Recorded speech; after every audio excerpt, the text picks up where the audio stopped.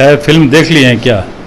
तेजस्वी यादव जी हवा में जीते हैं और मुझे लगता है उनको कुछ ज़्यादा ही फेंकने का अभी बीमारी हो गया है। यह है कि आरजेडी का खाता जैसे पहले नहीं खुला था, इस बार भी बिहार में कहीं खाता नहीं खुल रहा है। कौन काम करने वाला है, कौन लुटेरा है, कौन ठगने वाला है, कौन जंगल पार्टी है और किसने कहाँ कहाँ कौन सा लूट मचाया, कौन अलकतरा पी गया, कौन चाड़ा खा गया, कौन सुशासन की जगह जंगल स्थापित किया, जनता जान रही है। इसलिए नौकरी के नाम पर लूटते हैं ये लोग, नौकरी के नाम पर जमीन लिखवा लेते हैं, घर लिखवा लेते हैं, पता नहीं क्या क्या लिखवा लेते हैं। ये सब लुटेरे हैं, लूटने वाले हैं, देश और राज्य को लूटने के चक्कर में हैं, बिहार को लूट करके कंगाल कर दिए हैं। 2024 लोकसभा चुनाव को देखते हुए फर्स्ट फेज का बिहार में चुनाव खत्म हो गया। ऐसे में बिहार विधानसभा के नेता प्रतिपक्ष तेजस्वी यादव का एक ताजा बयान सामने निकल के आया है, जहां पर तेजस्वी यादव ने यह साफ कहा है कि एनडीए ने जिस तरीके से 400 पार का इस बार दावा किया था, इसको देखते हुए फिल्म रिलीज होते ही कहीं ना कहीं फ्लॉप कर गई। और भी कई सारे उन्होंने सवाल उठाए।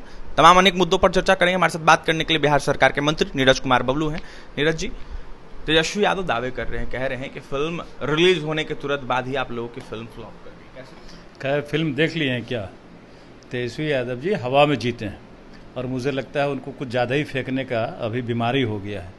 जिस तरह से लोगों में उत्साह देखा गया और जिस तरह से माननीय प्रधानमंत्री जहाँ भी जा रहे हैं, माननीय हमारे गृह मंत्री अमित शाह जी जहाँ भी जा रहे हैं, ज़बरदस्त का उत्साह देखने को मिला है।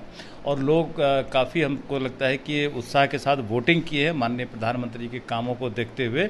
तो बिहार में तो खाता नहीं खुलने का गारंटी है, ये मोदी जी की गारंटी है कि आरजेडी का खाता जैसे पहले नहीं खुला था, इस बार भी बिहार में कहीं खाता नहीं खुल रहा है। और जहाँ तक 400 पार का जो नारा है ना, वो फर्स्ट फेज से ही दिखने लगा है कि हम लोग 400 पार जाने वाले हैं।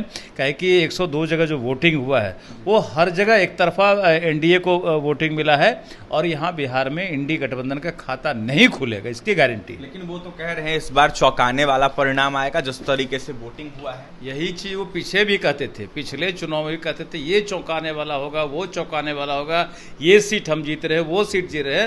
और निकला क्या? 0 बटे सन्नाटा, पूरी तरह 0 वोट, 0 उनको सीट मिला था और इस बार भी 0 सीट ही मिलेगा।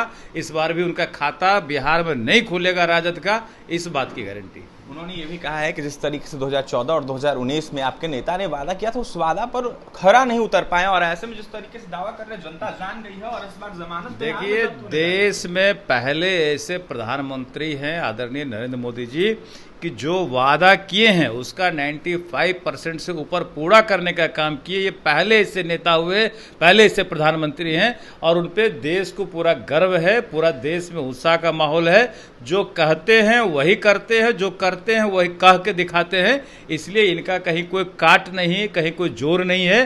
बाकी लोग ऐसे हवा में फेंकते रहेंगे, कहीं कुछ मिलने वाला नहीं है।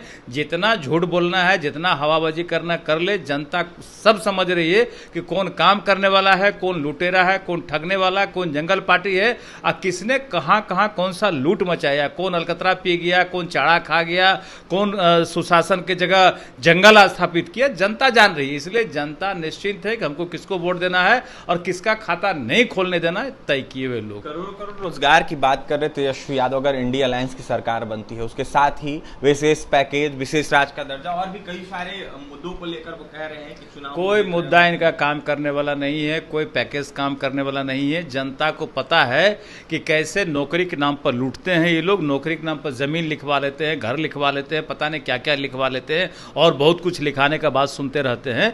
तो ये सब लुटेरे हैं, लूटने वाले हैं, देश और राज्य को लूटने के चक्कर में हैं, बिहार को लूट करके कंगाल कर दिए हैं। पुनः बिहार अपने पैर पर खड़ा हुआ है एनडीए शासनकाल में और एनडीए शासनकाल में सुशासन स्थापित हुआ बिहार में।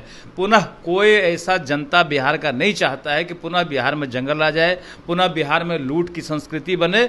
लोग लूट से बचना चाहते हैं। लोग चारा घोटाला नहीं भूले, लोग अलकतरा घोटाला नहीं भूले हैं, लोग जमीन, नौकरी के बदले जमीन नहीं भूले हैं, कितना का घर बार लिखा गया है नहीं भूले हैं। इसलिए कोई चिंता की बात नहीं है, जनता सजग है और इंडी गठबंधन का खाता नहीं खुलेगा। राहुल गांधी के बिहार आगमन को कैसे देख रहे हैं? क्या फर्क पड़ता है, वो तो पप्पू है। लोग मजाक बनाए हुए हैं और मजाक के पात्र है और इंडी गठबंधन का खाता नहीं खुलेगा। राहुल गांधी के बिहार आगमन को कैसे देख रहे हैं? क्या फर्क पड़ता है, वो तो पप्पू है।